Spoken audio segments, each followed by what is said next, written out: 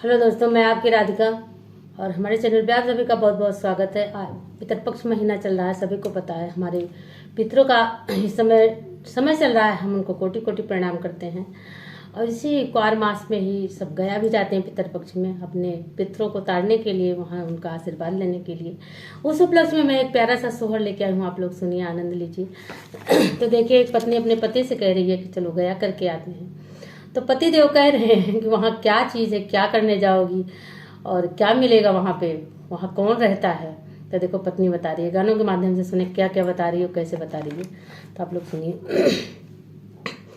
मचिया ही बाई ठिकावन दे पिया से या रज कर पिया से या रज कर हो पियवाई गए क्वार माहिनवा गया जी कर आवो गया जी करी आवो हो पियाई गए क्वार हिनवा गया जी करी आवो गया जी करी आवो हो।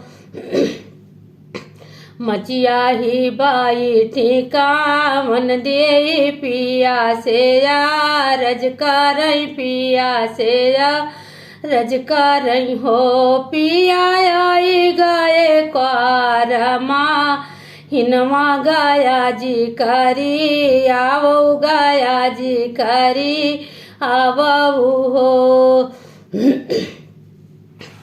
यतनी बचना सुने पियवा तो सुना हिउ ना पावई तो सुना हिउ ना पावई हो। धाना कवन देऊ गया बसई कवन फला मिली है कवन फल मिली है हो।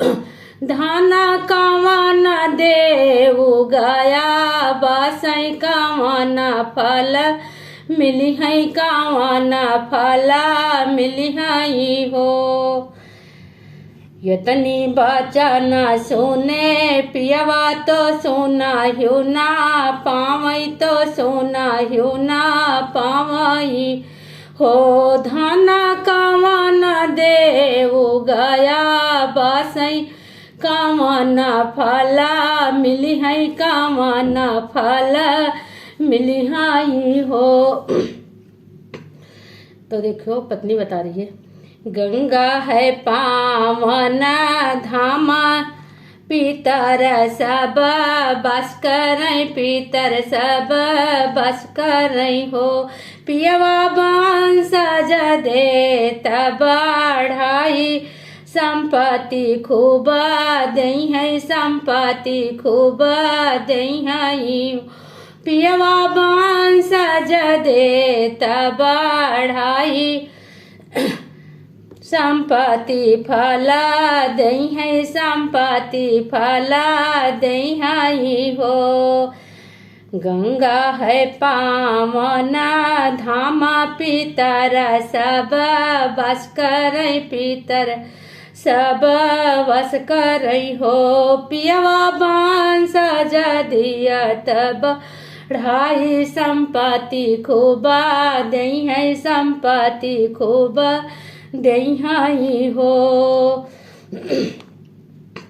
हथवा माली ही धना लोटवा कंधा वापी अरिया कंधा वापी अरिया ही हो।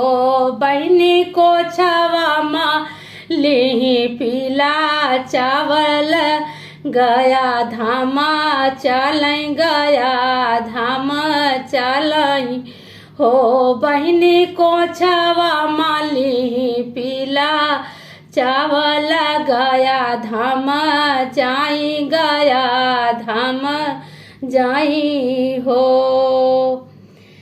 एक दिन बीतले दूसर दिन आयाऊ रौती सर दिन आयाऊ रौती सर दिन हो।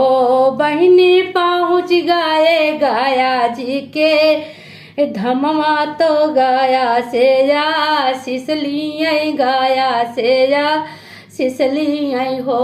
बहिनी पहुँच गए गाया जी के धमवा तो गाया से या सिसली आई गाया से या सिसली आई हो।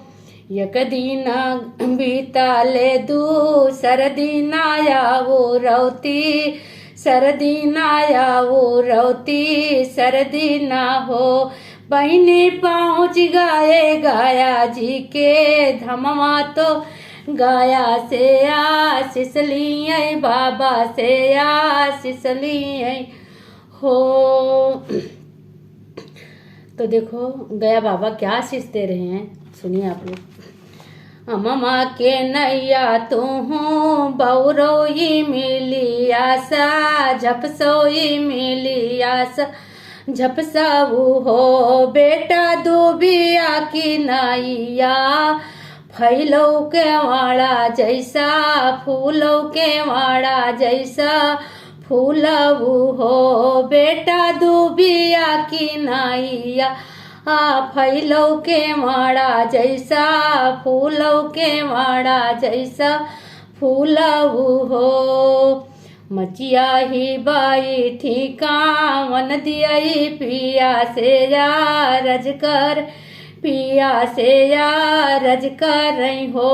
पिया आए गाये क्वार माहिनवा गाया जी करी आवो गाया जी करी आवो हो। तो कैसा लगा ये गीत आप लोग जरूर कमेंट बॉक्स में बताइए। बोलो पितृ देवता की जय हो।